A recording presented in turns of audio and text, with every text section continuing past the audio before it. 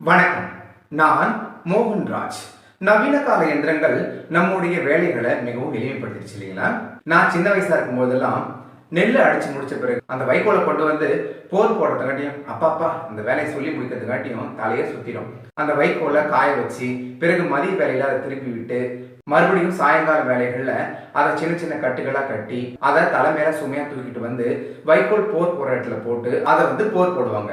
ஆனா இப்ப அதே மாதிரியான செயல்பாடுகளை வைக்கோல் கட்டும் இயந்திரத்தின் மூலமா மிக எளிமையா அதை சிறு சிறு கட்டுகளா சுத்தி தேவைப்படும் இடங்களுக்கு சரக்குந்து மூலமா மிக எளிமையா அமைச்சிடுறாங்க. இப்ப அந்த செயல்பாட்டை தான் நாம இந்த காணொலியில பார்க்க போறோம். வாங்க பார்க்கலாம்.